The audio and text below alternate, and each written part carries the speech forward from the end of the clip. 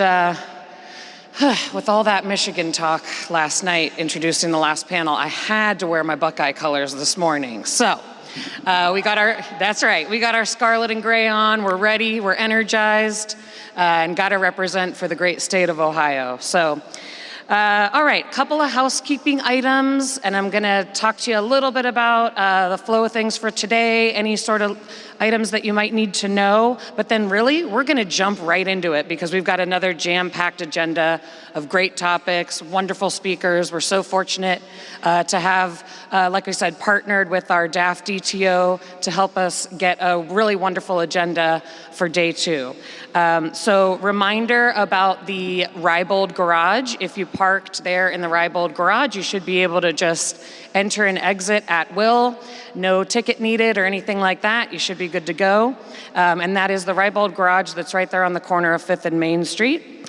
I do want to, again, thank all of our wonderful sponsor companies who are here, represented. We've got vendor tables on the side. They're listed. You'll see them rolling on the slides. All the sponsor companies that have helped us to be able to put on this event. You see them on the rolling slides. They're in your program. Make sure you grabbed a copy of that.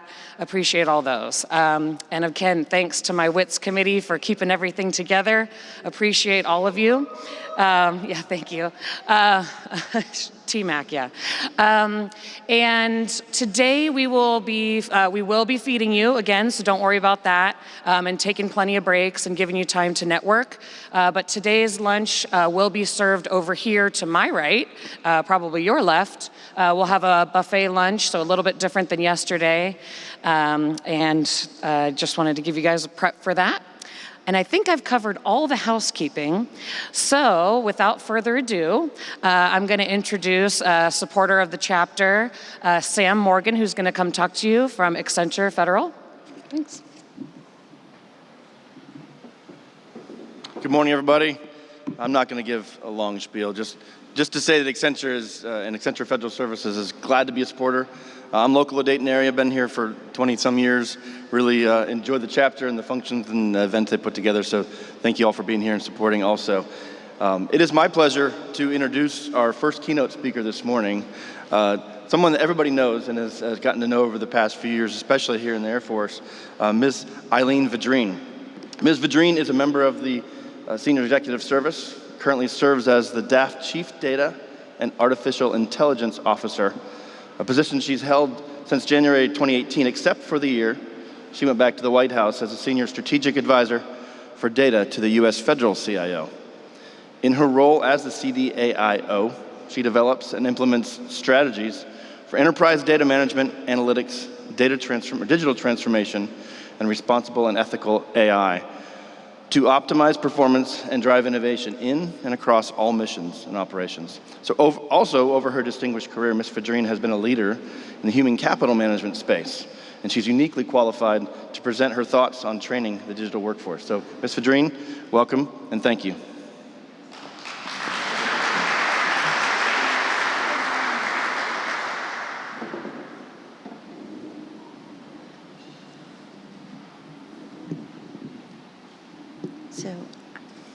So good morning.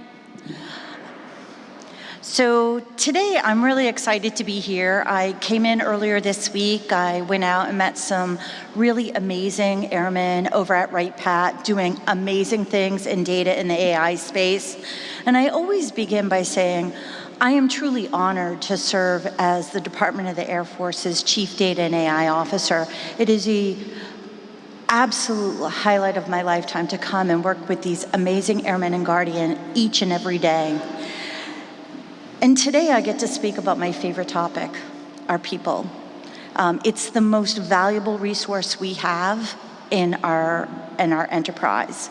So one fun fact that you may not know about me is that I'm an educator. So I started my leadership journey as a soldier. That's not a mistake. An enlisted soldier, got commissioned through officer candidate school, and was a transportation officer, a logistics officer. A lot of logistics going on, amazing logistics going on. I spent Monday with the Rapid Sustainment Office, and the work they're doing there is phenomenal. But when I pivoted, when I transitioned from active duty to reserves, I went out to industry and academe, and then I came back to the federal space after 9/11 to the Defense Intelligence Agency, where I worked at the Joint Military Intelligence College, co-authoring the first information operations curriculum. And that scaled out or matured to the National Defense Intelligence College. And then I moved to the Office of the Director of National Intelligence to help stand up the National Intelligence University. So investing in our people has really been part of my leadership journey for a very long time. But if you look at the journey of our department's Chief Data and AI Office, it's really about building digital acumen across our workforce.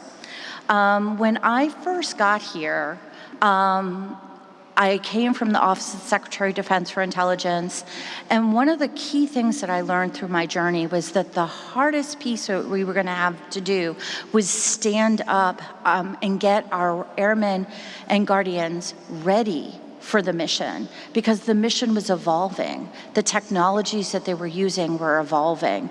And so we needed to and that was the long pole of the tent. So how we began that investment now. And we did that by asking a select group of citizen airmen to return to active duty to uniform. Some of them came from the Wright Pat area. Retired Colonel Chuck DeStefani was my first deputy CDO in the Department of the Air Force. But these amazing citizen airmen took the skills that they learned in industry and took a pause and actually came and helped us bring that skill set into our current day workforce. Today, we continue to use that model as we scale out new capabilities in artificial intelligence. And I know that we have a lot of industry partners here today, so I'd like to thank them for allowing your citizen airmen to take a pause from their civilian careers to come bring great capability into our department.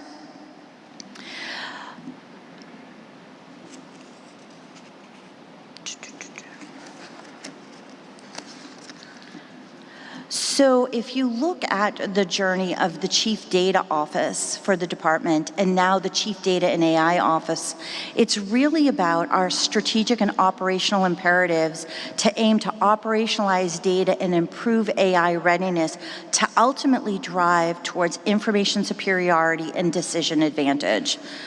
To view these as our cornerstone and foundational requirements to enable dynamic and effective airspace and cyberspace capabilities for our nation.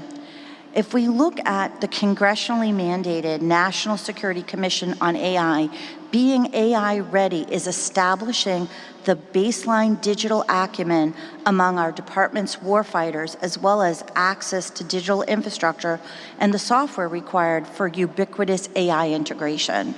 And building that capability, we had to start from day one. It was our first imperative to invest in our people. So this means providing our airmen and guardians across our department with the data sets, the access to compute, algorithms our force can need to really take any problem from the tactical or squadron level all the way to strategic. And also helping our airmen and guardian understand that when they collect data on an amazing spreadsheet and they put it on their desktop, that could actually have strategic implication. So they need to work with their colleagues to not just use that data to drive decision, but to share that data at the speed of mission. And that has been a journey for us. And we need to have developmental opportunities from tactical to strategic to prepare our force to be ready for this mission. So if we can go to the next slide, because I'm not good at saying this. So let's go to the next one. So it's all about our people. And early in my leadership journey, I learned that, mission first, but people always. And to drive AI readiness, it begins with investing in our people. So when we've made some very strategic investments to make sure that our airmen and guardian have capability today to prepare them for emerging tech now as well as in the future. One of the pilots that I'd like to share with you today is an idea that came in from a junior field grade officer in our department who was stationed at the MIT AI Accelerator in Cambridge, Massachusetts. And his idea was that he felt our department needed a course or a capability to grow our senior leaders so that they would have that top-down cover. So they created a pilot that was a national security-focused AI course on the campus of MIT. And when they piloted that class, they didn't just invite general officers and senior executives, but we also include our chiefs, our top enlisted advisors, because they need to have that capability too.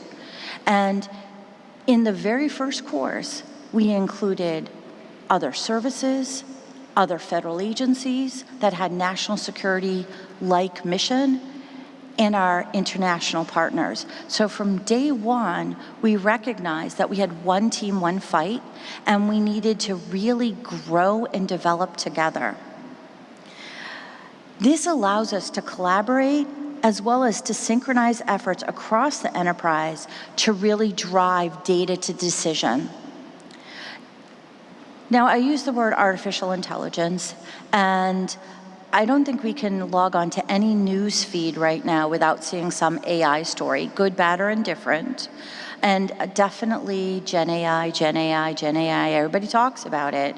But it all begins with great data. If you look at the statistics, over 80% of AI efforts are targeted in getting your data visible, accessible, understandable.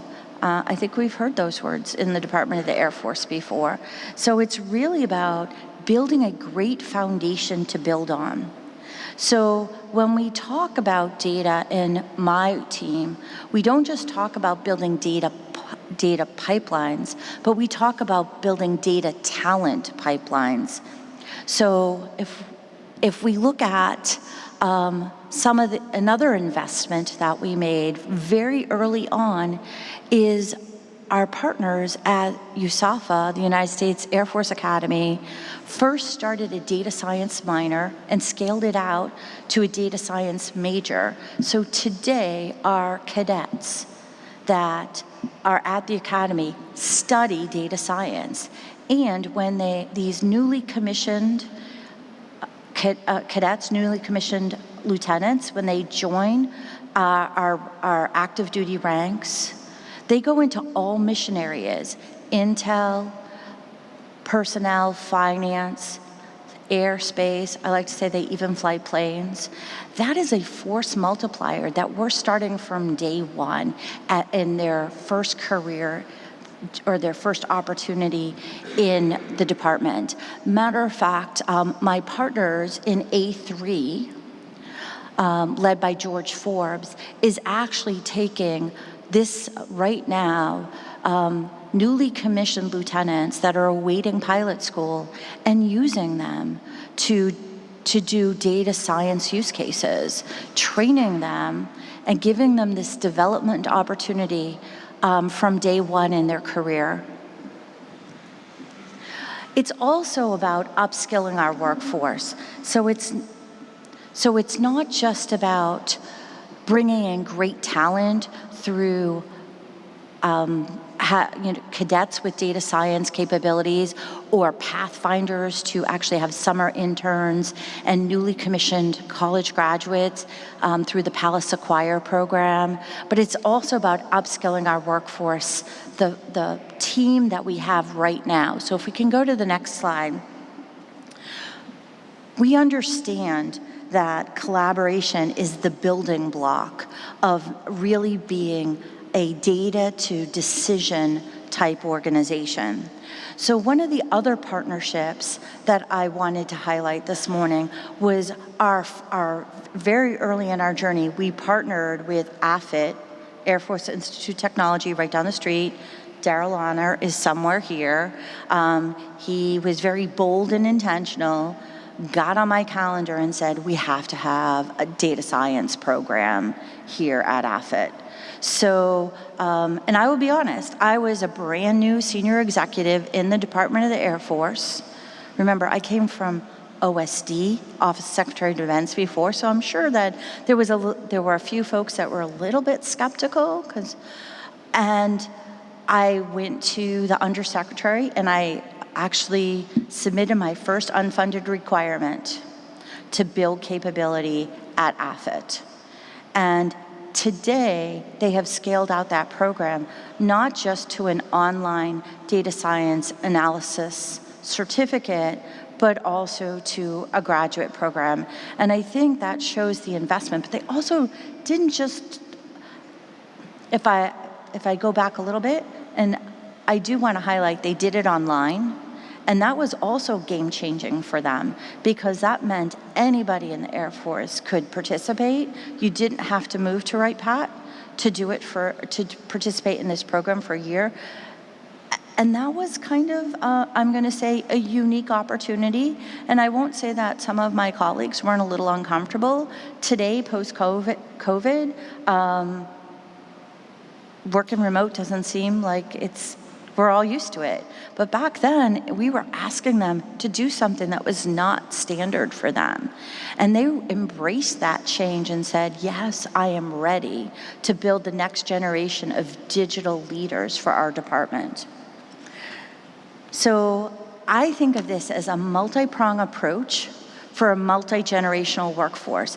And that AFIT course, we had enlisted in GSGG all the way to general officer and senior executives in the same class, learning the same capabilities. They may have used the learning for different venues, tactical to strategic, but the framework or the baseline that they were learning was the same. Now, we also understand that not everybody is a traditional online learner, or some folks aren't traditional classroom learners, so we needed to actually look at other opportunities too. And we understood very early that some of our airmen are really learn by doing, service learning type airmen. And so we partnered with our colleagues at the MIT AI Accelerator in Cambridge, Massachusetts, as well as AFWorks, the innovation cell for the Department of the Air Force, and we created our first datathon. It was supposed to be at the very first datathon. We got problem sets from the field, commanders. The problem set, the very first one, came in from today General Brown, but we did not know that it was that General Brown was going to be our next Joint Chief. But I guess our team picked well. But they picked a great problem set. But we hit a hiccup because we were supposed to have a live datathon. And then COVID happened. So we had to re-vector and move it to an online experience. And the team was agile. They did that. They had a problem set. And by moving from a face-to-face event to a virtual event, we had teams that individuals who had never worked with each other were now on the same team, bringing diversity of thought. And the winner of the first datathon, the C-17 puck scheduler, took a highly manual process, automated it in 3 days, built an MVP with a 92% accuracy rate. And some of the other participants had really great capability too, so we actually packaged all the solutions, sent to our colleagues at the MIT AI Accelerator, and they took some of the best solutions of every submission to really mature and grow out that MVP to a pilot to production. And today, tens of thousands of airmen use that scheduling system on pretty much a daily basis. Back then it was pre-Space Force, so we said #built by airmen, be part of the solution. So today we still run challenges. They're still run by MIT's AI Accelerator. The most recent AI Accelerator challenge was CogPilot 2.0. And that was about optimizing pilot training for our department. And what I thought was really interesting about the journey of these challenges or datathons is we started just internally with our workforce, military, civilian, active guard, reserve, but we scaled it out to include small businesses that had never done work in the Department of Defense ever, and then industry in general, and then academia. So our most recent COG Pilot 2.0 actually included an international team. One of our international partners actually participated. So again, great collaboration. We're all on a common journey to upskill that digital group. And there's always a challenge going on. Some are short, some are longer. And if you want to learn more about that, you can go to aia.mit.edu/challenges and find out the current challenges. I always encourage folks when they have kids home from college or home for the summer, it's an opportunity for them not just to learn and work with others, but I've had requests to say, hey, can I validate this for my college application? Can I validate this for my application to grad school? So I would encourage you that it's an opportunity to show capability as you're going down that journey. And so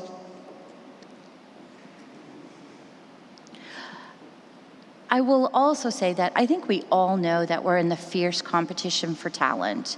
We may not be able to pay what our tech giants do, but I will tell you the impact that our Airmen and Guardian have using data to decision is, I think, paramount, and it's a great retention mechanism. So right now, my team is laser focused on developing strategies, working across our enterprise to drive AI talent. And part of that is identifying and utilizing citizen coders, Airmen and Guardian that have become coders.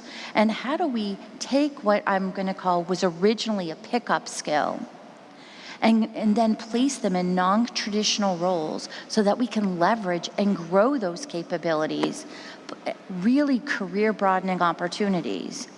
Also, we built a data innovation lab, although it's physically based at Andrews Air Force Base. Any airman or guardian can actually reach out to our data innovation lab. So if they need help on a problem set, we have a small team of data engineers, data architects, data scientists that can help coach and mentor people through their problem sets. It's really about the power of data, and it's one team, one mission. If we can go to the next slide. We need a highly skilled workforce to optimize capabilities, and one of the capabilities that I always like to highlight is the concept of the Department of the Air Force Data Fabric. For those of you that's new to this topic, our goal was to seamlessly integrate capabilities to support our airmen and guardians at the speed of mission. It wasn't about having a single platform with specific tools, but having great capability that our airmen and guardians had built out and matured and make it available to all. So I partnered about 20 plus months ago with the chief architect of the Air Force. We ran design sprints. We brought in data experts from all over the department in every mission area to come up with what I would call Data Fabric 1.0. And today, our Data Fabric includes 5 key platforms. The first one is the Vault platform. It stands for the first 5 tenets of our DoD data strategy, and it's an award-winning platform that originally I called self-service, but it's more than a self-service platform. It's to drive business efficiencies. It is about emerging tech. So one of the capabilities that we have on this platform is what we call bring your own tool. So if you have a tool that if an airman or a guardian has a tool that they need to support and they're willing to purchase a tool, and it could be an open source, so it doesn't always have to be a purchase, We help them safely and securely bring that into the Air Force department's level enterprise. And many of the tools that we started in the Department of the Air Force have scaled out to DoD and to some of the other services. So your airmen, your guardian are actually being the leader in this space across the department. But it wasn't just about one platform. We knew that we needed additional capabilities. So the second part is the second thread of our fabric is called Envision, and it was a headquartered directed assisted development, all domain capability, really earmarked for our airmen and guardian that may not be coders, but wanted to get data to decision to support their skill set. We also have some specialty threads. Elixir supports our cyberspace community. The ISR community uses Cygnus, which will evolve to a space-led initiative called Dark Wolf. And then, of course, we have the Unified Data Library, which started as an unclassified data library, but today has matured out to be the space situational awareness data library that isn't just used by the Department of the Air Force, it's used by many other federal agencies. And the goal of the fabric is to make sure that we can seamlessly integrate not just across these 5 threads, but to be able to push and pull data across the entire department, to the Department of Defense, to our other services, and to our allied partners as needed. And we use these platforms. They're powered by Cloud One, Platform One, and GovCloud.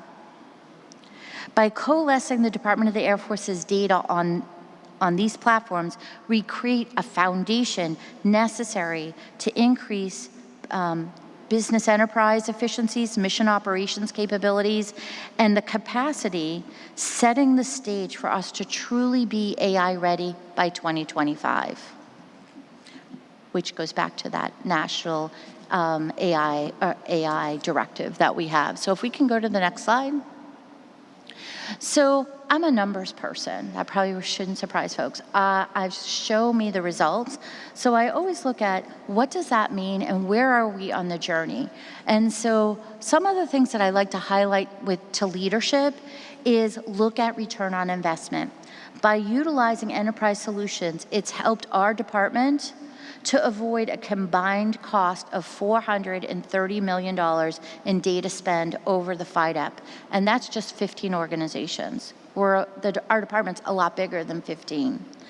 By maintaining what used to be previously siloed systems, that status quo was pretty expensive, and migrating them or converging capability into the data fabric, not only did it give our a wider part of our workforce more capability, but the man-hour cost driver is projected to save us over $330 million over the FIDEP. And those are numbers that can be game-changing when we're looking for other targeted investments. By simply using existing ATO'd and approved networks that have been approved for PII, privacy impact, and PHI, that actually accelerates what I would say MVP to production. So the Department of the Air Force Data Fabric apps used to take, when they were in standalone silos, 10 to 30 months to develop. Now we're talking 3 to 12 weeks. That is data to decision. And then using the data fabric to power ML, machine language algorithms, 16th Air Force added mission power and capability that historically would have taken over 550 full-time cyber operators. They achieved a 90+% threat detection accuracy on potential intrusions. So we're saving manpower, we're allowing our airmen to actually do more impactful work, and we're getting more accurate results. I think that is the type of game-changing, and these problem sets come in from our junior airmen. they have great ideas, and they have many of them have grown up digital natives. So they're just driving us from that to data decision. If we can go to the next slide. So I talked about our Data Innovation Lab. We have many projects going on any given day. This is just a snapshot, and I know that I couldn't fit them all on one slide. So next time we'll have a whole bunch of little polka dots on this slide rather than discs. But if you look at this is just the beginning. We have numerous use cases underway ranging from personnel to operations, diversity, inclusion, intel. It's just the beginning.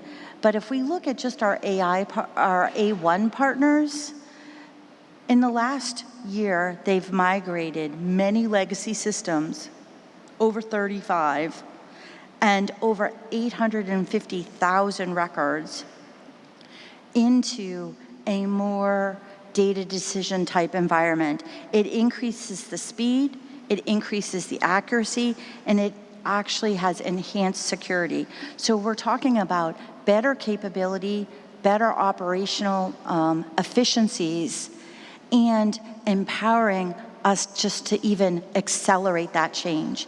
If we go to our next slide, this is just a snapshot of the beginning of our AI and machine learning journey.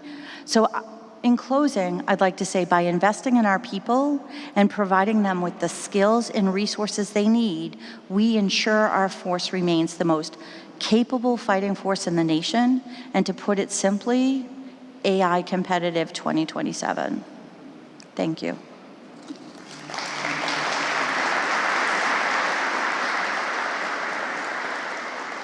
I don't know how I did on time. Do we have time for questions? Awesome. So lots of people in the room. Do we have questions? I know I couldn't have answered everything today. Yes, sir.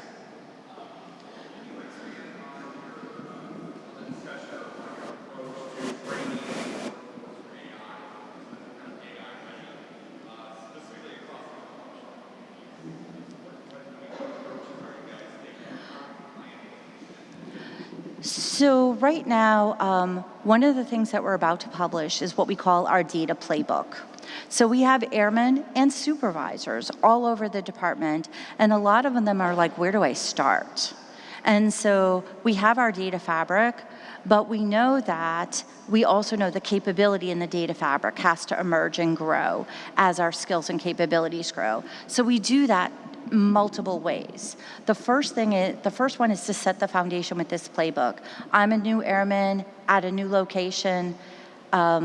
We go through what I call a series of plays. Where is my data? What do I need to accomplish to help kind of start the journey of key questions so you even know where to start on the fabric? That's step one. The second step is we do a lot of work with our industry partners to bring in capability and to do what I call lunch and learns, YouTube videos. Several years ago, when we first started, we wanted people to collaborate and use other people's great work as springboards. Don't start over, use somebody else's great capability to go faster. So we started this series called Innovation Connect. And the whole idea was we would take one or two use cases, one from the Air Force and typically one from another service, and kind of share great lessons learned, or I'm going to say sometimes speed bumps, because there are speed bumps. And when we first did our first Innovation Connect, I thought we would do it like 2 to 3 times a year. And then the feedback that I got from senior leaders was, what day are we doing this next month? So now we do Innovation Connect every month. We tape them all, we put them on our YouTube channel. So if you can't do them because of your mission and you want to come back to it, you don't get to ask the live questions that you do, because part of Innovation Connect is typically ask me anything to the in the problem set. In addition, we've partnered with industry to have them come in and do workshops, not just for my team, but across the department. So recently, we did a series of, and this isn't true AI, but we did a series of RPA workshops. We did them out in the field first. We did one at the Jones Building in May. And when we did one at Andrews in May, we actually included other services. That particular workshop, now the Army participants, they went back with their MVPs that worked. And now they're actually flight following the Department of the Air Force with a series of workshops like that. So, and sometimes it's not about bringing in a single vendor. So on the Vault platform, we have some tools that work really well together. So sometimes we're very bold and intentional, and we'll ask the vendors not just to do a workshop on their tool, but how their tool works well with another tool, that whole collaborative process. And then we've done what I'm gonna say, many 101s, but we have also done what I would say a 201 course and a 301 course, because we'll have an airman or a guardian that says, I understand the basics, but now I've gotten as far as I can by myself, and now I need more help. And so we go back, I would say a lot of times we do right seat, left seat, either with somebody internal from my team, one of those data scientists, which can phone a friend and help you out, or sometimes we bring in that industry expert to do that. But it's not about one thing, it's about, we have to have many, many different threads. So because some people need hands-on, some people can look at it as a skill set, and I think the biggest issue or the biggest challenge for us is we can't do this alone. We have to have our industry partners working with us to accomplish that. I don't know if that.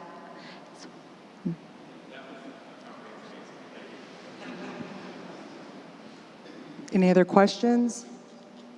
Look, they gave me a mic, guys. Be afraid.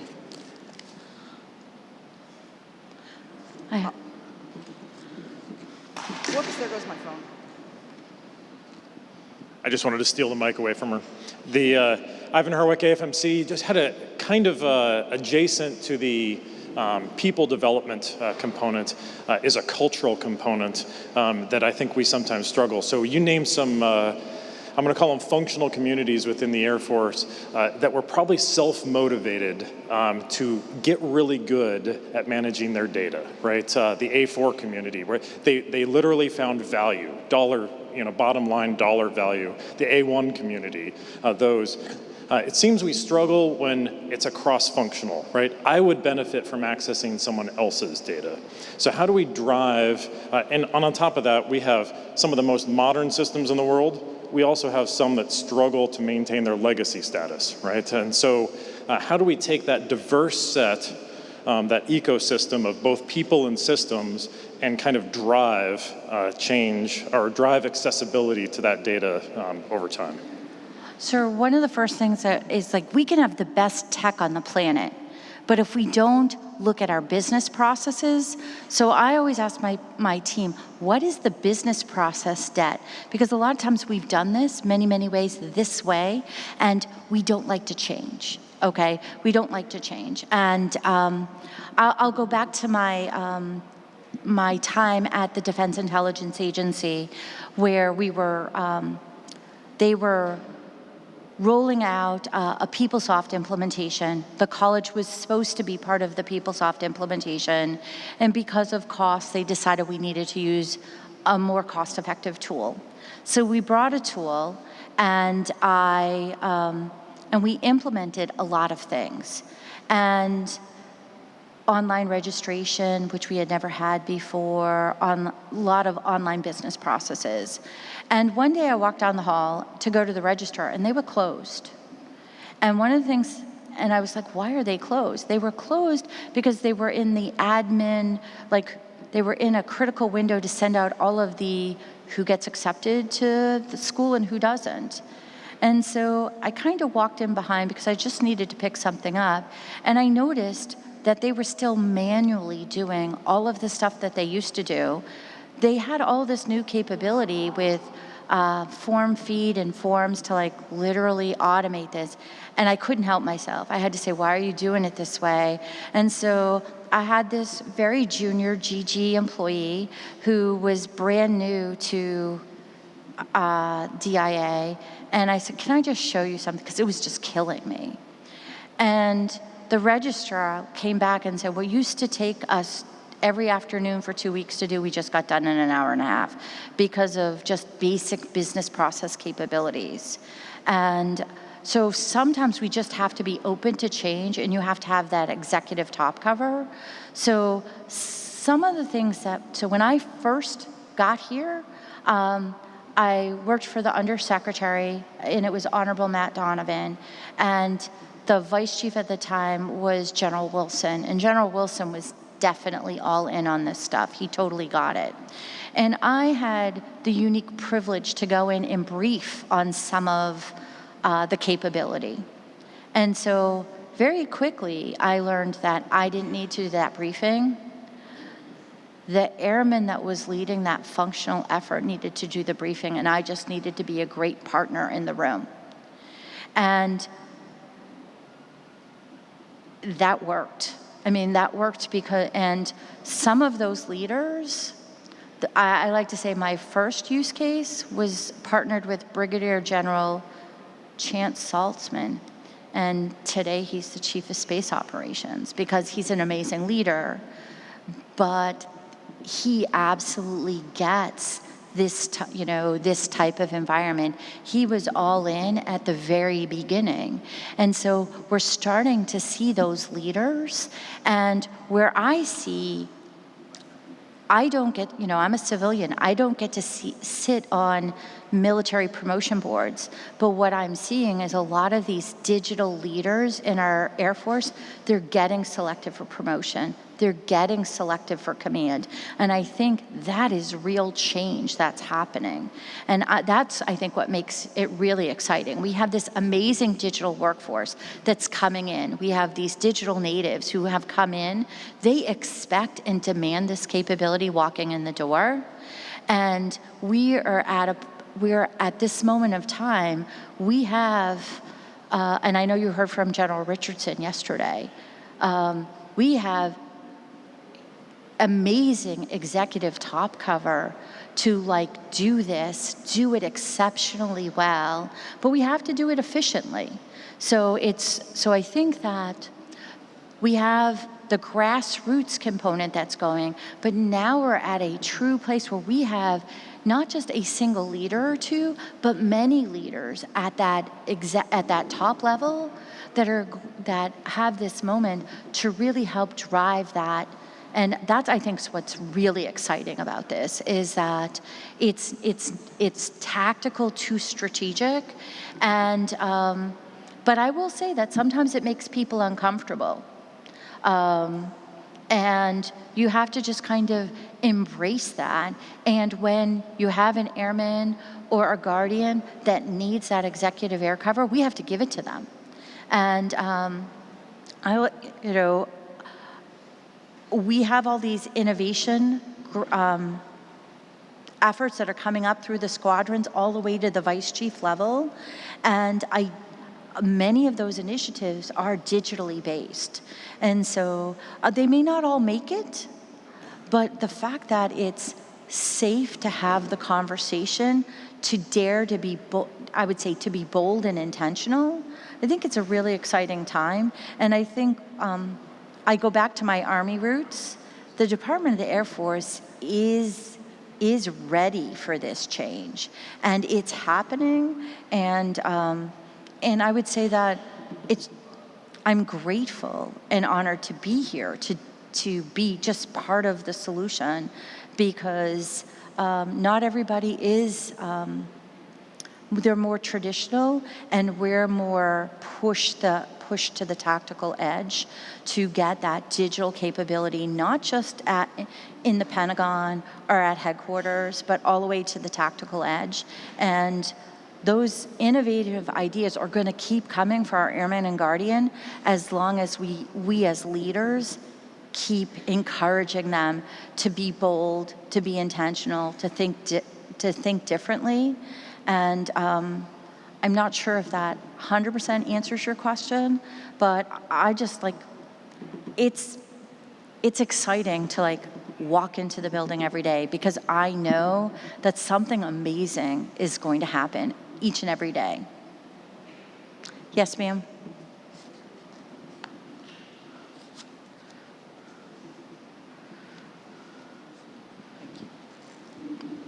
Aloha, my name is Mailani of Kana Systems. My question is about the future of trade winds and how you see that playing a force with CDAO. So I work with CDAO every day. There's multiple offices. My team works with the Office of the Secretary of Defense, CDAO, every day. And what I would say is that we have a great working relationship. Today, the Department of the Air Force uses trade winds. Just yesterday, I had a second lieutenant brief me on a project where he didn't just use trade winds, he got OSD to actually fund his initiative. Awesome. That is awesome. But I would also say that we support each other. So several years ago when I first got into the role, it was really hard to get great digital capabilities through some of our contracts. So we began a journey of what I call which I found now is the first IDIQ in the federal government that's focused on data and AI. I wanted to be able to get great companies that do great AI and great data at the speed of mission. And that it's called the Vault contract. It's based out of our PK shop at Andrews Air Force Base, but anybody in the Department of Defense can use it. And right now, OSD is using our Vault contract. So it's over $700+ million ceiling over 5 years. There's 7 primes, many subs, and we kicked it off in February. So this is our first fiscal year that we're using it. The only complaint that I've had recently is from other federal agencies that aren't allowed to use it. So I've had many inquiries from some of my other CDO colleagues, why can't I use your contract? But it is open to anybody right now in the Department of Defense, and we're early in the journey. So I put that out there because somebody here may need a capability early next fiscal year. I know we're wrapping up this fiscal year, but there's also opportunities for those primes to bring on other great subs to bring great capability. And part of that evaluation process, where we had many evaluation proposals, they had to demonstrate capability. It wasn't just writing a paper proposal, but we actually had a scenario where they had to demonstrate capability so that we could really make sure that these were some of the top capabilities that we wanted access to. And so I'm grateful that OSD partners with us every day, and we use their contracts and they're using ours, and I think that's a win. So it's one team, one mission, even with our DoD colleagues. And I would say that we're working with Army and Navy every day too. It's really a collaborative effort, and it's a collaborative effort in the contracting realm too. We help each other out.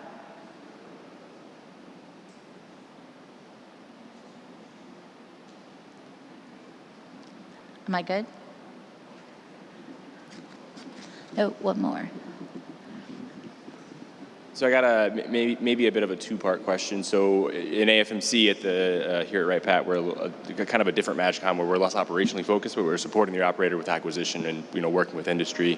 So a lot of the conversations we have with industry is focused around how we could potentially shift from more of a, or less of a timestamped deliverable of data, that we get something shipped to us, mailed to us, emailed to us, and now we own this piece of data, to more of a continuous real-time access to that data. And then maybe there may be a shift in who actually owns the data at a certain point in time. So if you have any thoughts on kind of how the Air Force could work with industry and shift to more of a real-time continuous access to data, and then what that kind of deliverable would be in a context like that. Well, I think that it's a journey, but we've made some significant progress. So partnering with my team, H.A. Bonchi, the CTO, it's really about a strong API strategy. So last year, the CIO published the Department of the Air Force digital strategy, but right now we're also publishing a series of roadmaps. So the first two roadmaps that came out, one was on identity management, the second one was on zero trust. The next one will be on data fabric, and it's not just data fabric, but how it interacts with ICAM, how it interacts with zero trust, because in order to get to true zero trust, we have to have the data piece has to be right. But part of that strategy is a strong API strategy to push them. So today, on any given day, we're pushing and pulling over 100 data sets with DoD. Automatically happens. That work didn't happen overnight. That work happened with the great work of all of our data stewards and our technicians to get that piece done. But I think it's a start, and it's something that we're going to have to continue to do. One of the next big capabilities that we did a soft launch recently on is our automated metadata tagging pilot, because we know that easy access also begins with, discovery, knowing where it is, what it is, and how to get access to it at the speed of mission. So it's not about one piece of the building block. It's really having a sequence of capabilities that we build together on that roadmap and with different capabilities. So today it might be 100 plus data sets. I will say the one place that we have made, I think, significant progress is if you look at the DepSec. She signed a memo that says it's the department's data, and you will share it. And DoD has a business process, and if you don't want to share it, you have to get it approved not to share it. Now, sometimes there are some very specific reasons. It might be sensitive to a mission area. It might be because of PII or PHI. It could be health data that falls onto HIPAA, something like that. When that business process was spun up, the DoD CDO at the time was Dave Spurk. And his business process was a single page, and you had to get it approved, okay? He didn't want 100 pages, he wanted one. And he also told us, if it isn't, the DepSec said you will share. So unless there's a federal law that precludes you, you know what your answer is going to be before you submit it. He was very clear with us that he was not going to, that it was going to, an approval was going to be rare. You had to have the business set. And when you know that is the baseline that everyone's working from, one, it saves me energy. I don't have to put in a whole bunch of one-pagers that are going to be disapproved. But the other piece, it gets to the intent of what we're trying to do, is making sure that every airman and guardian have the data that they need to drive decision at the speed of mission. And sometimes we would like it a little bit faster or a lot faster.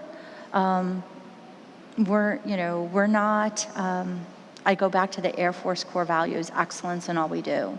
It's, we're always striving to be better and faster. And I'm grateful because status quo is not in the vocabulary of our airmen and guardian.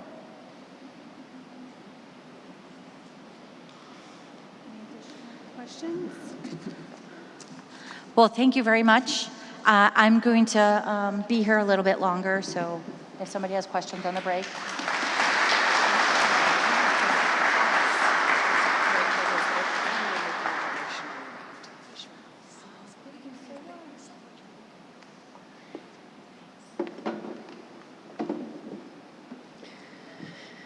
Thanks once again to Ms. Vidrine for being here and answering so many of our questions. We really, really appreciate that. Thank you for your time. One more round of applause for her.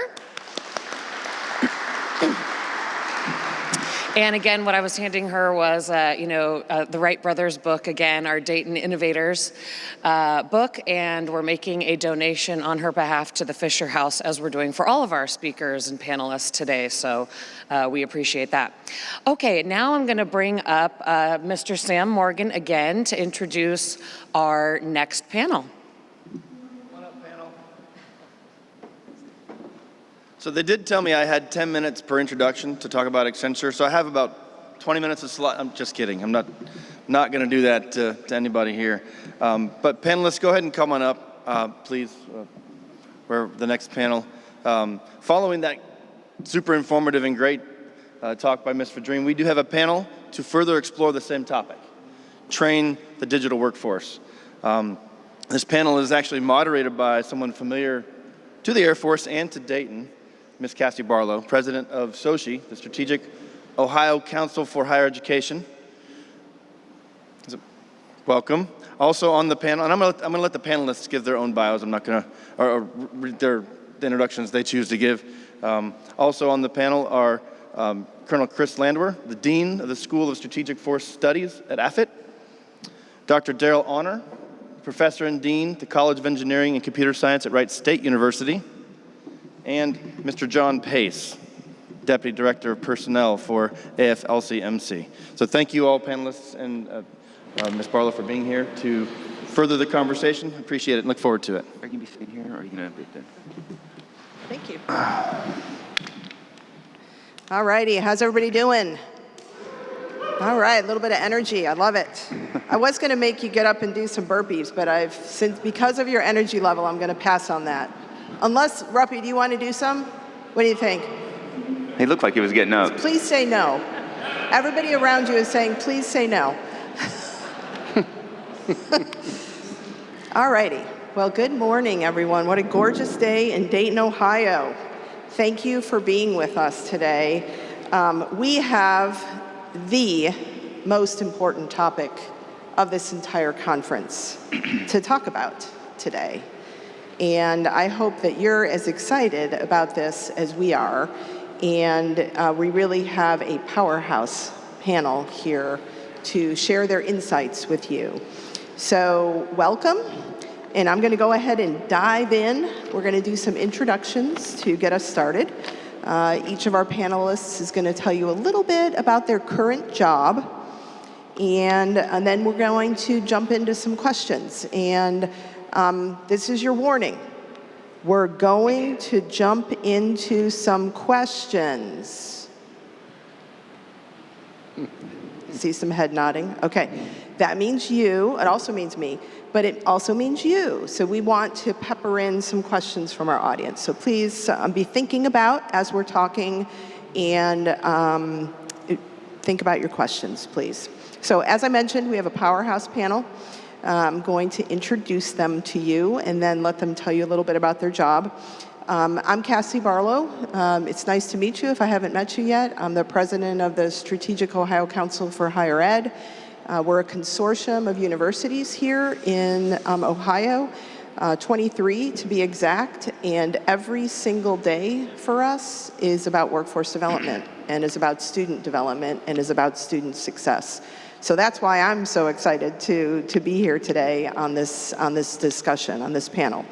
So let me start to my left, Colonel Christopher Landwehr. He is the Dean of the School of Strategic Force Studies at the Air Force Institute of Technology. The School of Strategic Force Studies graduates approximately 5,000 mid to senior level students annually from competency-based professional continuing education or scholarship programs focused on critical subject matter, such as nuclear surety, deterrence strategy, nuclear command and control and communications, methodology, and cyberspace operations. Colonel Landwehr received his commission from the Wright State University, Air Force ROTC, in 2001. And he has served in a variety of positions at the tactical, operational, and strategic levels in our Air Force, and in the deployed arena in the joint environment as well, to include 4 base-level communication squadrons, a fighter wing staff, the Defense Information Systems Agency, a warfighting combatant command, to just name a few. He's also served on the United States Air Force Central Air Force Forward Staff, the Air Combat Command Staff, Special Operations Command, Africa Forward, Deployed Staff, and as United States Central Command's liaison officer to the Headquarters United States Air Force's Afghanistan NATO Resolute Support Mission. So prior to AFIT, he served as the Chief Enterprise Information Technology Connect Portfolio in the Secretary of the Air Force Chief Information Officer Office in the Pentagon. He also has a Master's in Science from the University of Maryland in Technology Systems Management. So welcome. Thank you. Welcome, Colonel Landwehr. So next, we have Mr. John Pace. Mr. Pace is the Deputy Director of Personnel at our Air Force Lifecycle Management Center at Wright-Patt. He serves as the focal point for all human resource management throughout the center, responsible for coordinated manpower and personnel strategic planning, HR management process improvement and reengineering, management of the resource management information system for automating HR processes and data analytics. Mr. Pace provides HR management expertise for approximately 26,000 airmen, civilian, and contractor employees. And prior to assuming his current position, he served as the Chief Resources Division in the Acquisition Excellence Directorate in AFL-CMC. Mr. Pace was responsible for providing strategic HR direction and support for over 3,400 program management and test management personnel. But really important to recognize that Mr. Pace started his career in the active duty Air Force in 1984 at Grissom Air Force Base in Indiana and traversed multiple different Air Force bases before retiring from active duty and finding his home at Wright-Patterson Air Force Base, Aeronautical Systems Center, and then AFL-CMC. So Mr. Pace has a bachelor's degree from Hampton University and a master's from American Graduate University in Acquisitions Management. So thank you for joining us, Mr. Pace. Thank you. And last but certainly not least is Dr. Daryl Ainer. Dr. Ainer is the Dean of the College of Engineering and Computer Science at Wright State University. Before arriving recently at Wright State, he was the Dean of Research at the Air Force Institute of Technology Graduate School of Engineering and Management, where he led the Office of Research and Sponsored Programs and managed a $36 million research program. In his previous position at AFIT, he served as the Director of the Office of Secretary of Defense Scientific Test and Analysis Techniques in the Test and Evaluation Center of Excellence, and also served in the Department of Operational Sciences. Before joining AFIT, Dr. Ainer served as the faculty and as director of the Army Research Laboratory Mathematical Center of Excellence at the U.S. Military Academy at West Point, and as director of research of the U.S. Army Research Center at the Naval Postgraduate School. And important to note that Daryl is a first-generation college student, graduating from the U.S. Military Academy at West Point with a bachelor's degree in mechanical and aerospace engineering. And then he served for 22 years in the United States Army in leadership and technical positions, retiring from the Army in 2012. He has a master's in applied math from Rensselaer Polytech Institute in New York, go Bills, and a master's of science in operational research and statistics, Rensselaer Polytech Institute, and his PhD is from Boston University and is in systems engineering. So welcome. Welcome, Daryl. And you'll notice a common thread, multiple common threads. One of these three doesn't look like the other, but that's okay. We'll forgive him for that. It's okay. Okay, some of you got that. Some of you got that. Okay. No, I meant that we had an Army person amongst us. That's what I meant. So it's all good. It's all good. We're all one big happy family. So let's do this. Let's share our current jobs. What are those things that you're working on right now? And what are those things that your organization relies on you to do every single day? So Colonel Landwehr, if you Yes, can get us thanks started. for the great introduction. So again, Dean School of Strategic Force Studies at AFIT. I have the pleasure of working with a fantastic team across 3 geographically separated departments. So we have our nuclear department, which is actually out of Kirtland, born from the Air Force Nuclear Weapons Center. So we support Strike Stratcom, as you can imagine, the nuclear front. On the NC3 side of the house, our school is located at Barksdale Air Force Base in Louisiana. Try not to go down there when it's during the summer, but I do make regular visits during the winter, much cooler. But supporting Global Strike Command and Stratcom and some of those key players in the NC3 arena. And then our cyber department is located here on Wright-Patterson at AFIT headquarters, where we tackle OCO, DCO, DOD ops, expeditionary communications, and some of the CIO functions as well that are kind of part of the career field.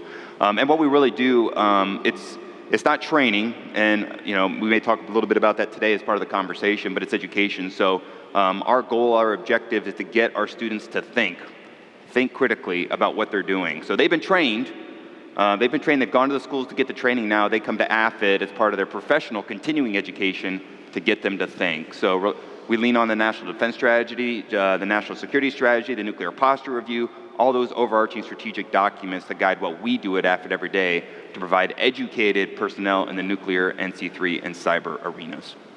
Awesome. Thank you very much. Mr. Pace. Yeah, I think from a perspective of AFL-CMC, one of our focuses right now is on talent acquisition. And then once we get folks onboarded, we have to train them and get them up to speed quickly. One of the initiatives we've tackled this year has been what we call Mach 3. That equates to 2,301 in miles per hour, and that was our goal, to hire externally 2,301 candidates. Right now, we're sitting right around 1,800 within certain funding categories that our target was for. Overall, we're projecting we'll hire 2,500 externally. So we're across 74 locations, like she said, 26,000 people strong. Not only are we hiring, we're looking for people with the right capabilities, the right skills, the right competencies, and a lot of that relates to that digital workforce. That knowledge worker is well sought. What we're finding is the competition is there, but Dayton is a big part of what we focus on. But internally to DP, we reimagined our tools needed. We rely on a resource management information system. We're revamping that. We've gone to the cloud. We call that virtual HR. It'll revolutionize the workflow process on the upfront of the hiring, and we're looking at how we professionalize our talent acquisition business. We lean into the functionals for development, especially when it comes to digital. And so that's really what keeps us busy right now. Thanks. Just a little busy, right? Yes, just a little. All right, Dr. Rayner, can you talk to us about your position? Sure. At Wright State, I'm the Dean of the College of Engineering and Computer Science. And so we have about 2,300 students, both undergrad and graduates. And as I'm hearing about competencies, skills, and capabilities, that's exactly the things we are trying to develop within our student population as they become our graduates. And so we're looking at just as an aspirational goal, we say we want to be the digital engineering and technology academic center of excellence. And what does that mean? We already have and have been graduating great engineers with foundational knowledge in their engineering discipline. We've already been graduating great computer scientists who can code well. It's taking those and saying, what does that mean in the 21st century? What does that mean to have the digital skills to thrive upon graduation, to have the internships so that you have the line on resume, but more importantly, you have the sought-after skills by the employers in the area. And so that's what we're focusing on, to take those engineers, and when they graduate the undergraduate program, as I like to say, can spell MBSE. To take those computer scientists who can know what end-to-end DevSecOps is and code well within that framework. And so that's what we are transforming our programs, not losing the foundational skills that our undergraduates and graduates come away with, but as they go later on in their program to enhance those skills to thrive in a digital 21st century.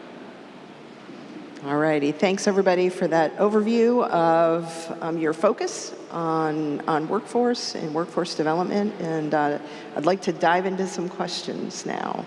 So let's start with the first one. That's a good place to start, right? Why Dayton? Let's start there.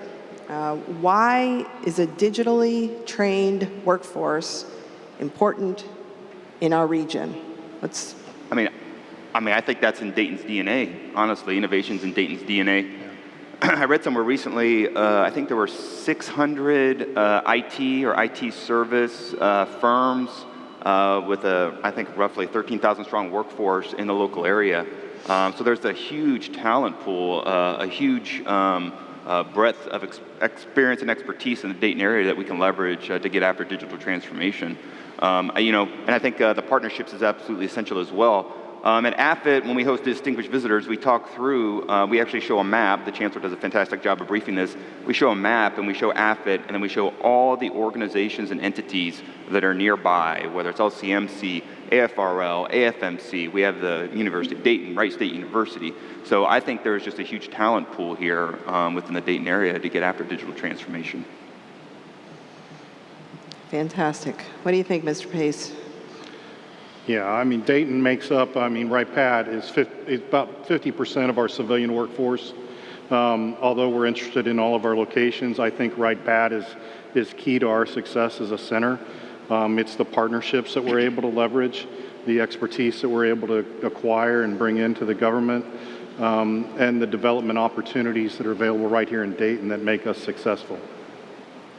Just for context, Mr. Pace, of that workforce in Dayton, what percentage would you say is IT and cyber related?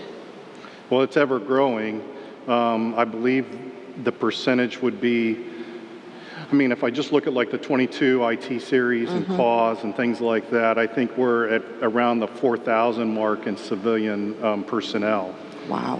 But if we include engineering, and that number gets dramatically larger, that would take us up closer to 8,000 or 9,000. Wow. So we have a big footprint here when it comes to engineering and IT, and really when we talk digital, I think it goes broader. Our program managers are highly involved in what's happening in the digital workforce, and bigger picture. If I look broader than that, even in personnel, what I've noticed is we're recruiting for people that have data analytical skills. It's critical to everything that we do. Absolutely, and that's the civilian workforce. So you've also got the military workforce on top of that. Right. So translation, huge demand, right? Yes. Huge demand for IT and cyber-related skill sets. Yeah. And one thing that came to mind, a lot of places where we have maybe an organization that's located out in Boston, our Kessel Run or some of our other detachments, they're leveraging remote work. So where we're finding the ability to fill that, sometimes that could be worldwide, but certainly Dayton is a key location even for that need. Absolutely. Dr. Rayner, talk to us about why Dayton. So I'll answer the question that I want to, and that's why not Dayton? And, when you look at why not Dayton, being my hobby is looking at history. In 1903, we had folks from Dayton did the first flight. In the World War II era, all the interesting defense support that emanated from Dayton. The fact that per capita we had the most engineers in the United States here in Dayton. And so as we go into the 21st century, I say, why not Dayton? When I was inside the fence, other Air Force bases used to call me and say, hey, I can't get this capability outside of my fence. Could you help me out in getting this capability outside of the Wright Pat Air Force Base to work for the other base across the country, because we do have a talent pool that many of the larger public don't always recognize.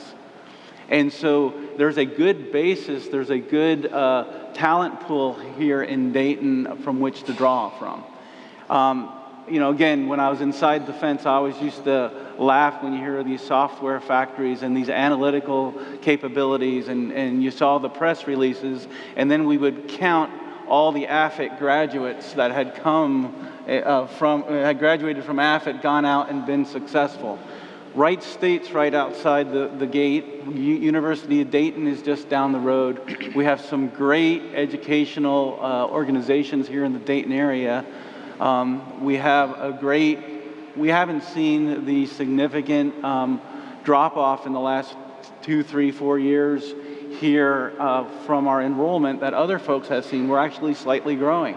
And so again, I say, why not Dayton? The need is here with the base, with the surrounding defense community, but also with, the announcement made this week with the new aerospace company coming to town, the Intel plant coming to visit me regularly.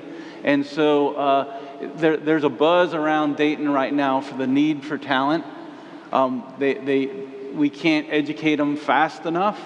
The STEM need is real, and so I say, why not Dayton? We're in a key position here to really thrive in this area. Awesome. So we've got the talent in our colleges and universities and in our high schools too, and we've got the demand. So that's the perfect equation to success here in Dayton. So speaking of the Buffalo Bills, let's talk about basic blocking and tackling. You guys ready to talk about basic blocking and tackling? You guys this was not on the list of questions? Okay, so what I mean is, basic blocking and tackling, digital workforce. What does that mean? What does that mean? And how do you operationalize that every single day in what you do? Okay, so digital workforce, I think that can mean two different things. The first one, probably more automation of human functions, business processes, right? That's a digital workforce in some respect. But then the digital workforce in another perspective is trained and skilled personnel that are smart and they understand how to leverage the latest technologies, emerging technologies to get the mission done and operationalize that. So in terms of the education piece and how we incorporate that and operationalize it within my current job, we're always looking for opportunities to partner with, there's a plethora of folks in here. I had to work a Three Amigos word in there, plethora of folks in here that can support those initiatives on the emerging technologies. That's something we're always looking for. I think quite often, more than not, we're kind of on our heels because of the pace of technology. So how do we accelerate that? The Chief of Staff of the Air Force kind of charge. How do we accelerate that and get ahead of things? On the education point, we start to incorporate that into our curriculum. So digital literacy into our cyber curriculum. We're starting to fuse cyber and NC3 because there's a close connection between those functions. How do we make that work?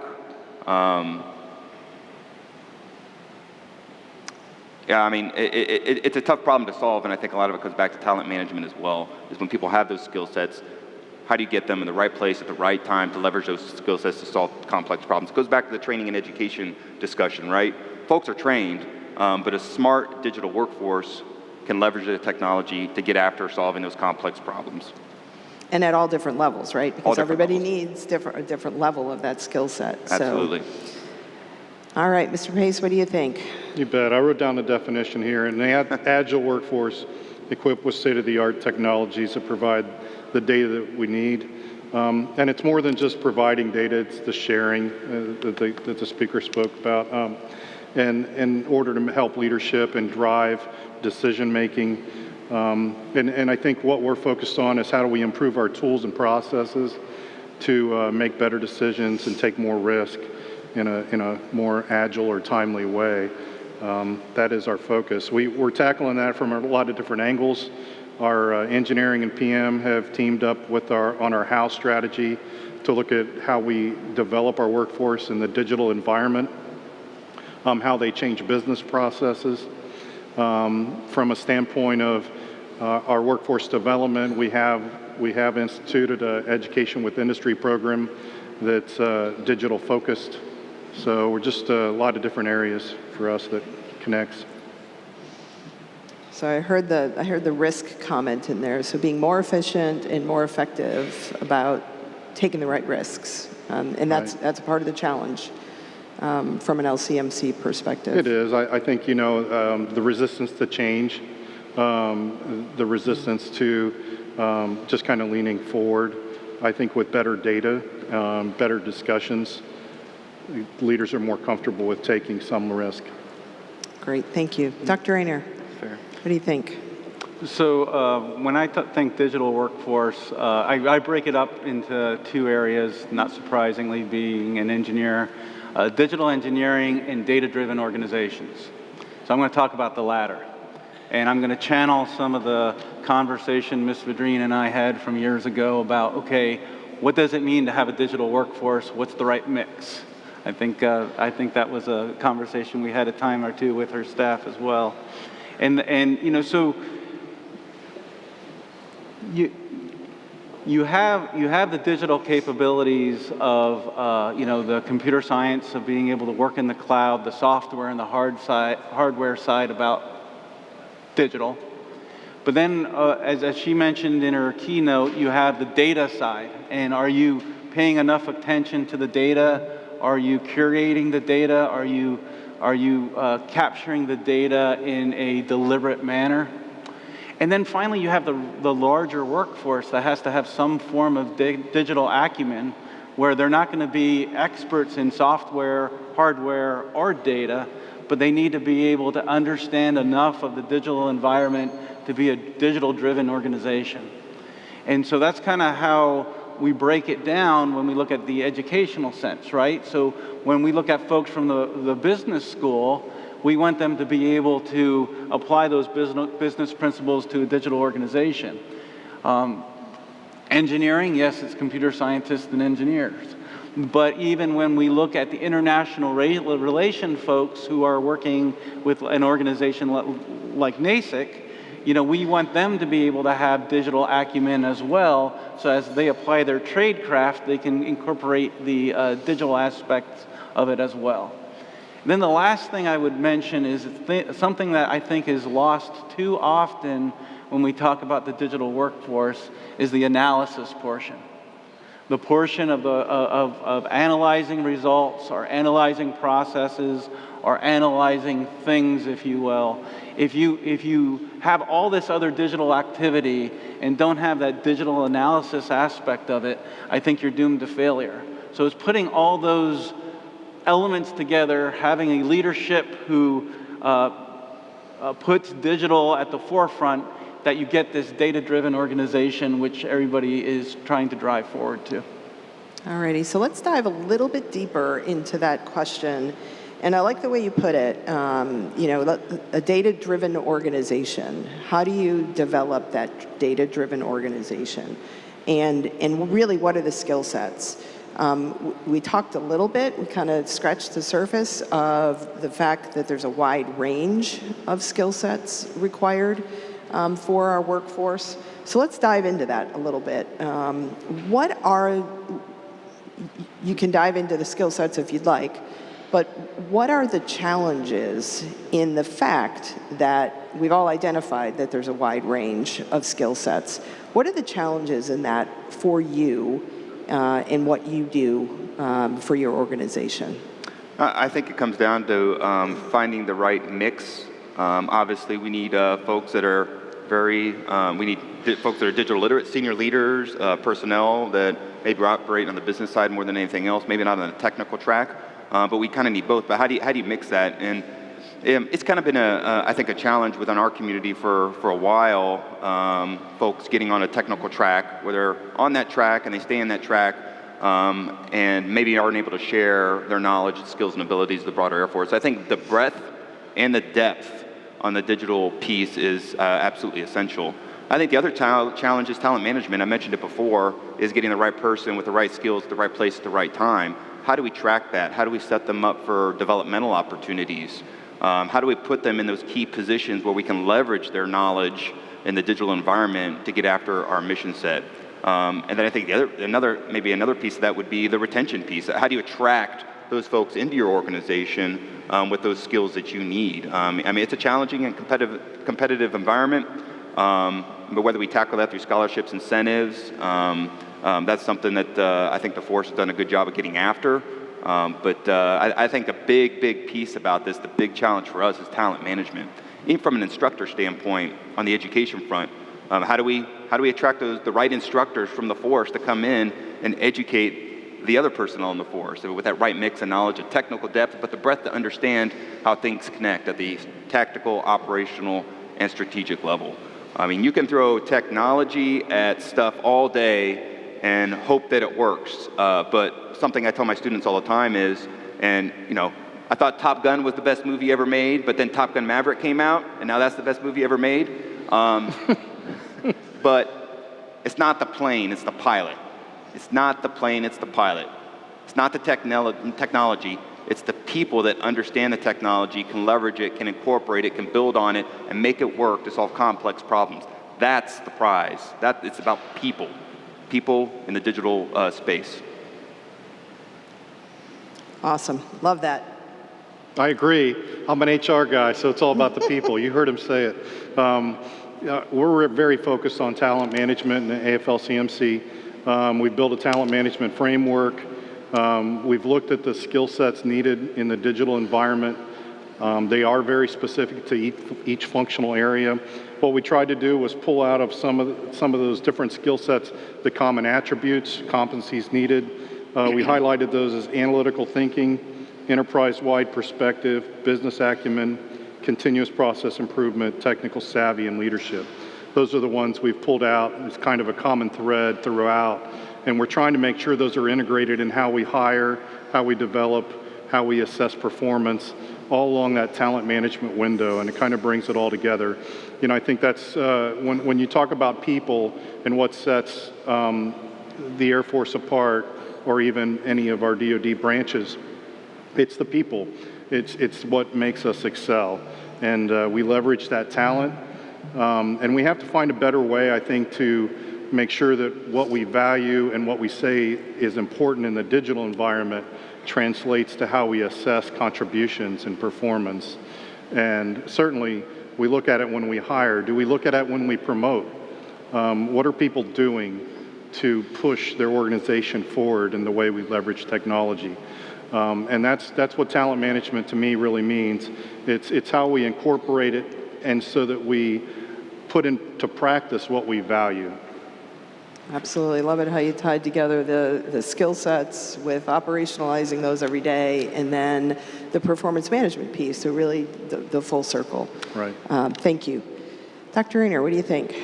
So from an educational perspective, I think while you've always went off, got your undergraduate degree, maybe went out and got a job, and you had to learn a little bit along your career, I think even more so today, we really have to have our students and our graduates and our employees start thinking of how they're lifelong learners. The technology changes. There's some fundamental basic knowledge that doesn't change, but the applications and the advancements forward change dramatically from just 10 years ago. And so, I suspect that's going to continue. And so quality education early on is going to be important, but also micro-credentialing, credentials. We've had a lot of discussions with local area businesses where they're saying, okay, we used to have internal training, we're still doing that, but now we want to set up X corporation university, literally calling them universities within the companies, because they realize that they have to continue to maintain their edge and their discipline. And it's not all defense companies. You know, a hospital network recently, we had a meeting and they talked about how they have to continually do their upgrades, not just for retention, although it is a retention issue, but also for just how quickly the workplace is evolving. And so as we have all these Internet of Things, while we have all this cyber-physical systems in the defense realm, these things are constantly changing, new technology is being inserted, and so from the education standpoint, the workforce, it's just not, okay, I'm done with my education, now let me go work. It's more that lifelong learning need. And I just wanted to add. Absolutely. I mean, I talked a little bit about what we do within the School Strategic Force Studies on professional continuing education, but, you know, no kidding, we have, you know, in a session, go to training, they learn how to do their job, and then 6 to 8 years later, they come back and they kind of get refreshed, and then 6 to 8 years later, they come back again. So that, in my opinion, is too infrequent with the rate at which technology changes. So in my opinion, there needs to be more formalized touch points throughout an individual's career where they can come back and, you know, get the latest and greatest on what we're doing in the digital front. Thank you for mentioning that. So great segue into our next section. We're really talking about how is it, and this applies really to everybody in the audience who is looking at their future workforce and how do they prepare that future workforce and continue to develop that workforce. So let's talk about that preparation. What are the things that we need to do differently in our educational system to prepare that next generation, right? I mean, right now you're working really hard on upskilling, right? It sounds like, especially from an AFIT perspective, people that come to you from across the Air Force, from LCMC, upskilling the current folks. What are the things that we need to do differently to prepare that next generation? What are those things that we should be focused on? I mean, I would say back to the professional continuing education piece, I think training and education that keeps pace with technology, right? If you're standing still, you're falling behind.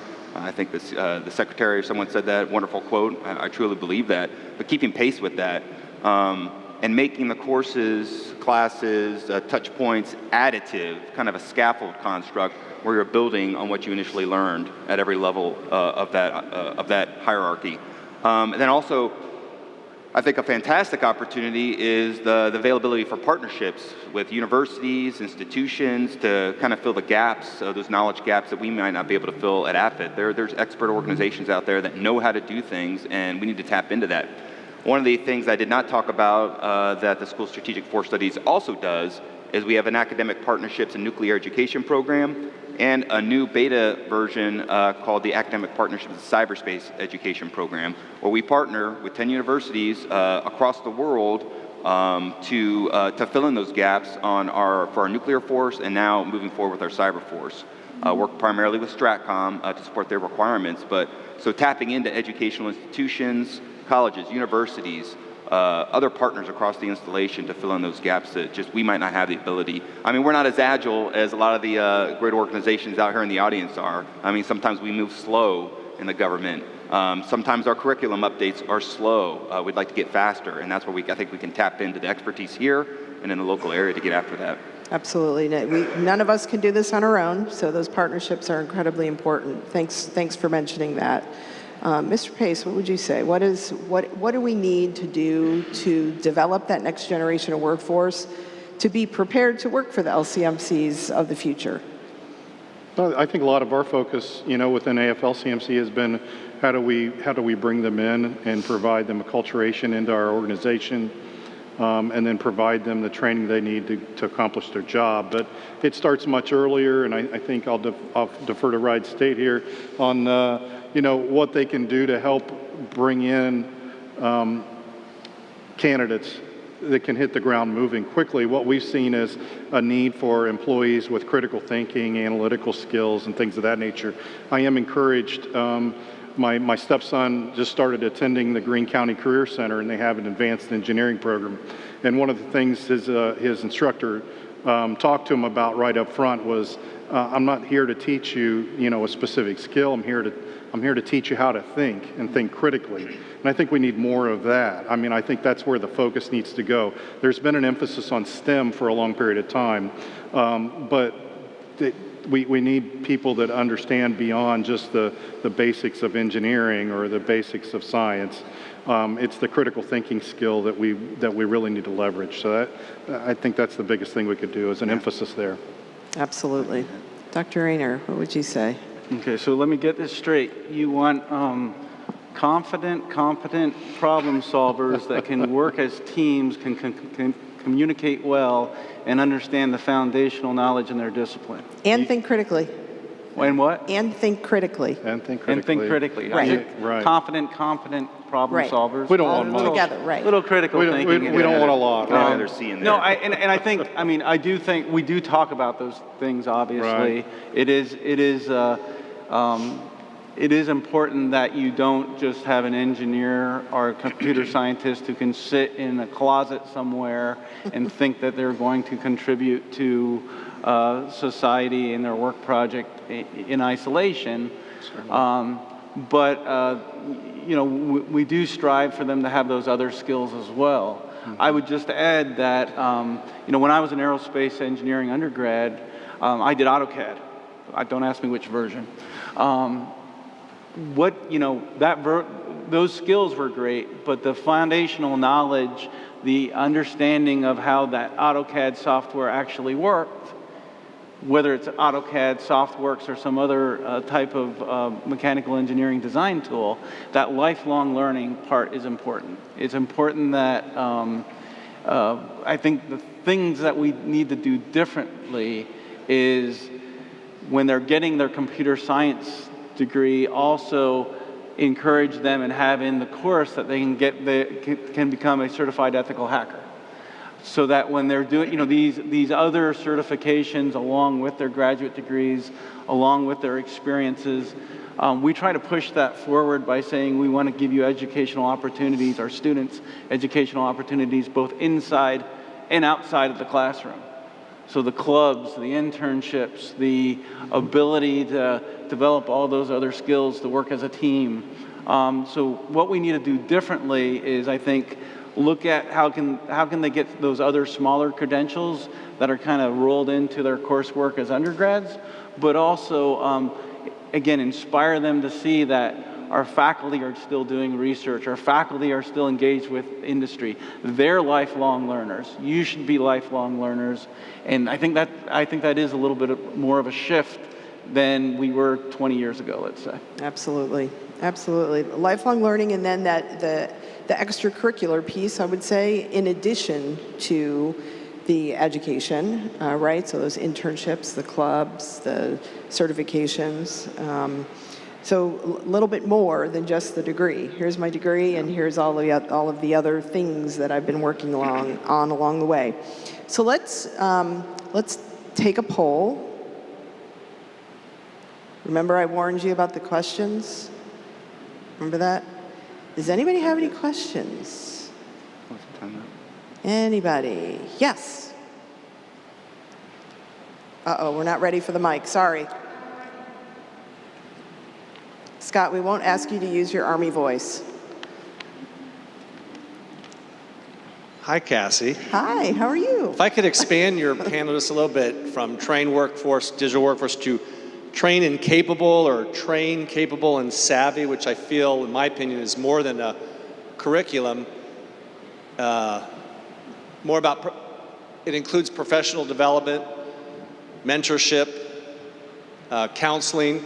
So I wonder if you'd share your insights on that topic and where that might be in your organization. Great question. Sure. So absolutely, it goes back to the providing opportunities for our students inside and outside of the classroom, the mentoring. We have a great group of corporate sponsors that are very active and make themselves available and actually come in and talk to our students. We have a Dean Speaker Series where we not only bring technical speakers in, but bring industry speakers in, and again, to have those interactions of our students, to see those types of things, to say, okay, I want to be an engineer, but an engineer in what industry? You know, engineering is designing, building, and testing. Rarely does an engineer do all three. Usually they're doing one of those three things and within a company. And so what sings to you about wanting to do that? And then, I finally add, as we're picking up our interaction with the Air Force Base at Wright State, we see that they're wanting us to come on the base to talk to their organizations. Well, we can call it mentoring. We can call it thinking outside the box, stirring the pot, those types of mental exercises. But we're also getting a lot of, and we've had in the past, a lot of scientists and engineers and other folks across the entire college, actually, the entire university, that come to Wright State and provide some of that between the corporate sponsors and the base. We've been very blessed at Wright State to have those partnerships in place. And then finally, I'll say with these Company X University and the like, again, the companies are seeing the value. They're asking us to come in and teach courses, but it's also getting folks from their company to interact with each other in ways they've never interacted before. So that's what we're doing from the Wright State perspective. Yeah, and on the mentorship front, professional development front, yeah, that's kind of baked into professional continuing education. In conjunction with the curriculum, we also invite senior leaders within the community and external to the community, technical experts to come in and speak to the classes. Just last week, we had Lieutenant General Skinner, Director of DISA, stop by and talk to 55 of our students in Cyber 200. So you can get that professional development piece and then his perspective on what's important right now within the community at the operational strategic level. So we do bake that in. That's a great point. You're absolutely right. The professional development piece, the mentorship piece, the guidance, coaching in addition to the education is absolutely critical. Absolutely. Any thoughts, Mr. Pace? Well, AFL-CMC has, we leverage a lot of different opportunities. The Air Force has a mentorship program. Wright-Pat specifically has a mentorship program. We have an informal, mentorship opportunities and coaching. For some of our senior leaders, we'll offer executive coaching.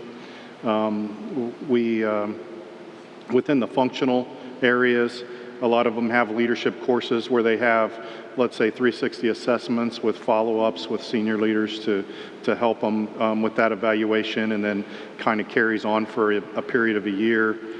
There's continuing education credits that are required from our acquisition workforce. We focus 1 week out of every quarter. We call it Focus Week, where we offer just a wide range of classes to continuing in their education. So we do a lot of things in that area. I will say one area where I think where it could be strengthened is part of that big talent management with an emphasis to drive behaviors where we want them to go. And I don't know that we've taken that step yet. All righty, so we're all working on that professional development and that mentorship and creating a trained, capable, and savvy workforce. Let me ask a question to be a little bit more strategic. What is it that Dayton can do to be a leader, a national level or even international level leader in the development of the digital workforce? What is it that we could do? I mean, I think Dayton, we talked about it at the beginning, about why it's a hub for innovation in the digital space, digital environment. I think Dayton has all the ingredients for that. I think we covered a lot of it today. I think the important piece of that is the partnerships, the engagements, the continued conversation. Events like this, hosted by our wonderful local AFCEA chapter, to bring people together to have these conversations, to share what we know, and maybe find opportunities where we can connect. The Dayton Development Coalition, Jobs Ohio, I think are doing fantastic work to bring business, bring stuff down to Dayton to make Dayton that leader in this space. So yeah, I see a lot of stuff in the news and I track that pretty closely and they're doing wonderful work. Fantastic. So keep up the good work and more partnerships. Awesome. What do you guys think? So your last statement there was kind of where I was going to go. More partnerships. I think there's a lot of stuff going on with the Dayton Development Coalition, with General Richardson's initiatives on base. the digital transformation office is here, the new task groups work standing up.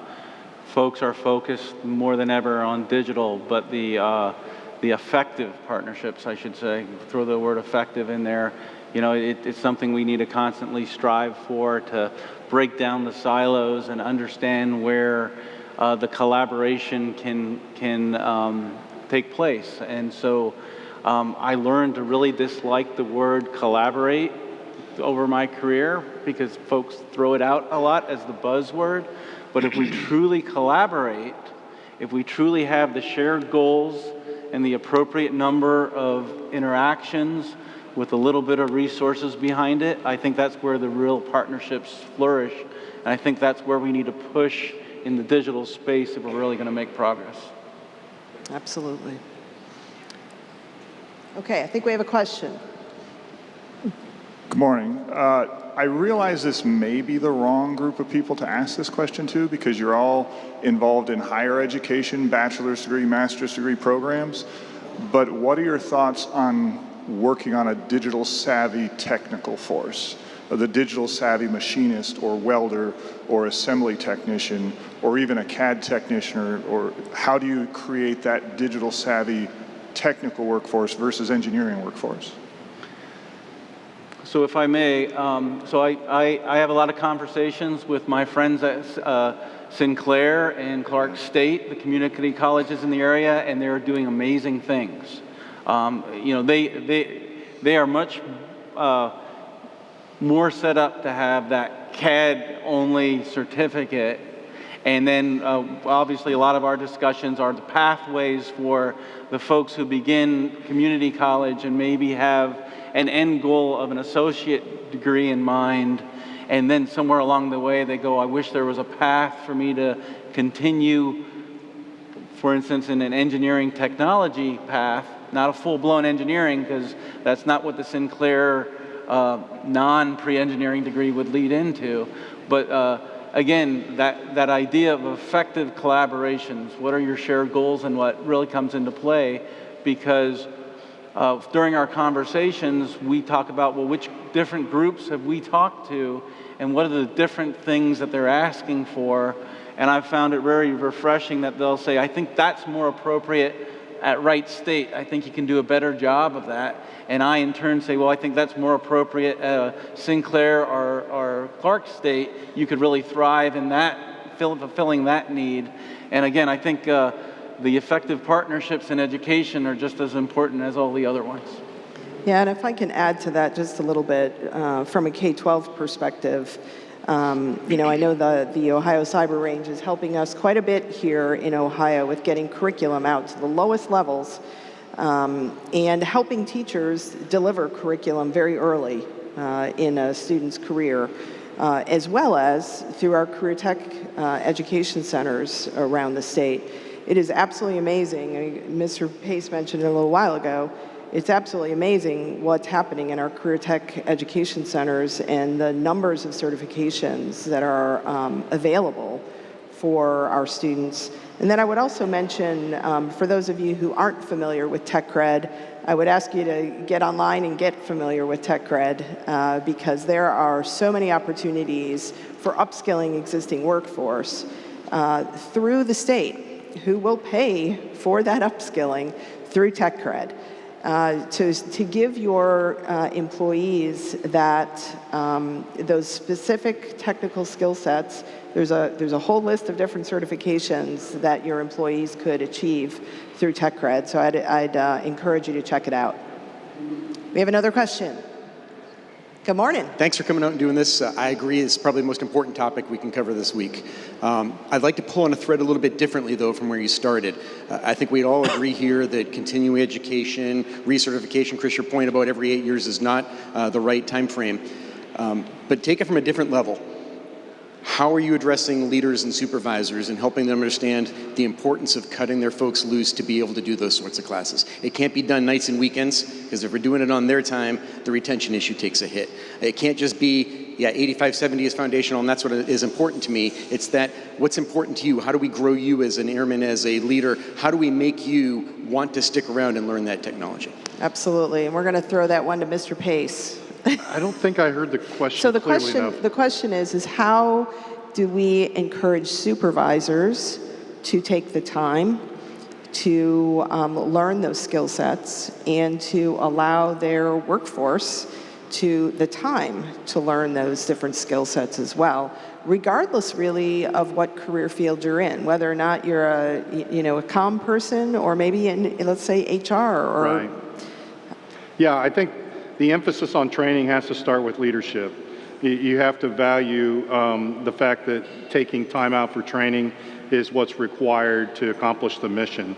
In AFL-CMC, we dedicate that time each quarter, and it's supposed to be kind of shielded, where it's valued and we let our folks go to training. But beyond that, I think when we're bringing in the volume of people we are from the outside, there has been an emphasis from the very top down that we have to do a good job of training the folks up. And so we go back to some of the old school methods of developing training plans and making sure we set time apart for training sessions throughout our functional environments. And we have just a lot of opportunities where we set time apart for training. I can't emphasize enough. I mean, if our top priority is bringing in the right talent and talent acquisition, our second priority has to be the development to get those folks up to speed and help us perform quickly. I think the Defense Business Board produced a report back in March, and it's very important. It highlights the need for hiring. We know that we have a large volume of employees we're bringing in, and we know that we're going to lose 10% in any given year. So that, if you look at that in a talent management perspective, it just emphasizes the need for development, and it's got to be meaningful, and it's got to be impactful. So how we develop our workforce is just critical to mission support. Sometimes the mission can distract you, from taking the time needed. But on the HR side, I can say a lot of what I've been busy doing the past 2 years is kind of developing the roadmap on how we develop our workforce, producing the training plan, holding an HR 101 course, and developing a lot of other functional disciplines within the HR area to specifically make sure we're developing our HR resources, because we're losing them very quickly. I mean, we're at the place where that retirement is really impacting our ability to do the mission. So it just puts a bigger emphasis on development. So Mike, in one word, it's about leadership. So one more question. If I could add to that, Casey, I think also from the educational perspective, you talk to folks and you say, what do you want, right? What are your needs? And if we're going to use the block and tackle analogy, when you go for the tackle, the first thing you do is you find the target, then you break down, and then you drive through the tackle, right?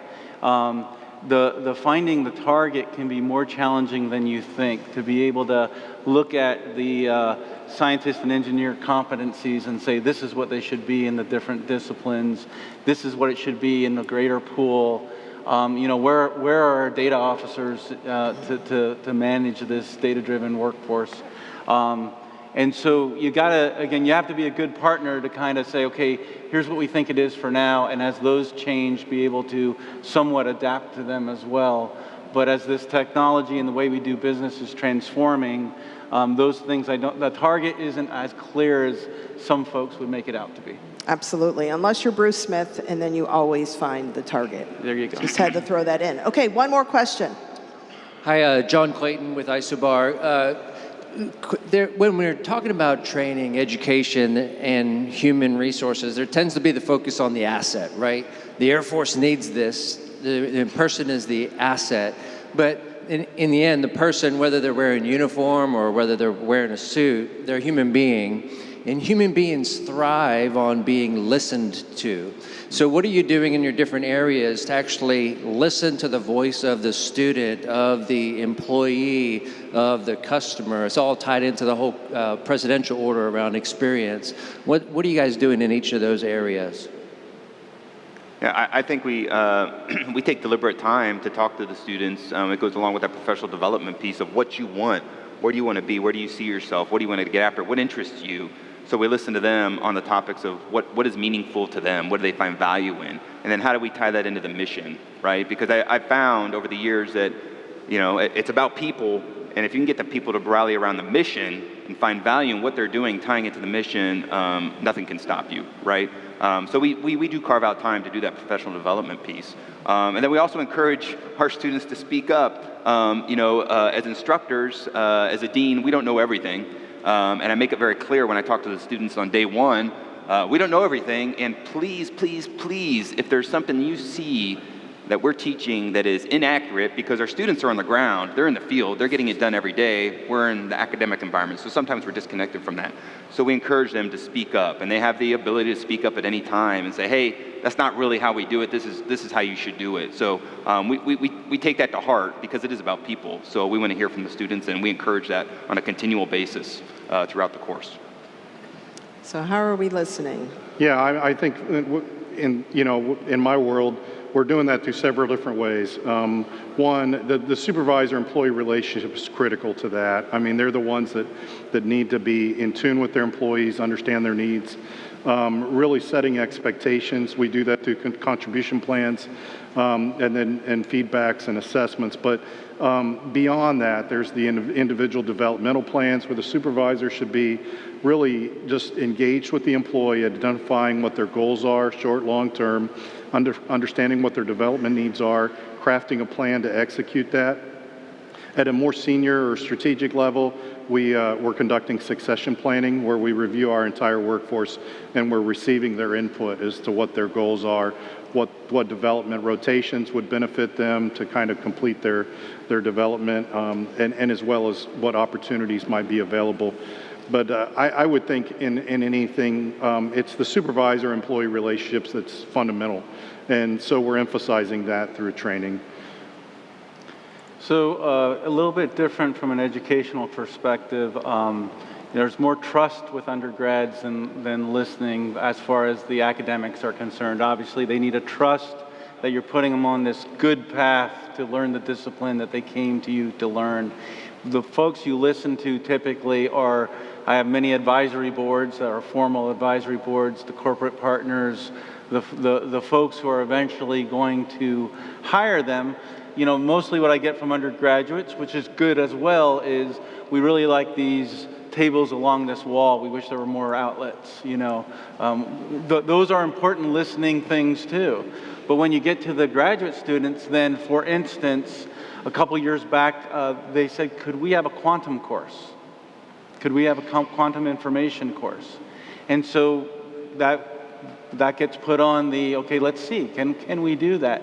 And yes, we can hire somebody, our next hire, we can strategically hire in that area, and they'll teach computing courses, but they'll also teach this quantum information course. And so it's surprising to me, if you listen to your students, a lot of times they'll bring things to your attention that you wouldn't have otherwise thought. Another example of listening to an employer is we have interns throughout the area, and one employer, wonderful, three of my students interned for them, 3 job offers, 3 of them accepted before their senior year. But then after that, again, listening, saying, yeah, we really appreciate it. You think you could get them a little bit better on Git? They were okay, but if they could get more coursework that requires them to use Git, GitHub, those types of things, that would be really helpful to us. And so listening is important also in the education world, but a lot of times, yes, it's with the with the students. If you want to call them I wouldn't call them our employees, but you get what I'm saying. But a lot of times it's more important to listen to those other external stakeholders to really make sure that your program remains as relevant as possible while still teaching the foundational skills that you're obliged to teach. And I think it goes back to organizational climate and culture as well. It goes back to having an engaged, caring, supportive leader that is really in tune with development and taking care of others, right? And listening to those they work with. So a lot of it goes back to culture. Fantastic. It is never a good place to be between a crowd of people and a break.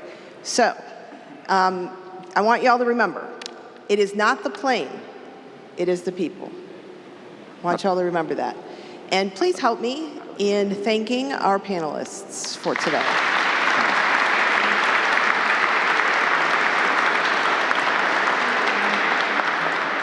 All right, on to the break, right? All right.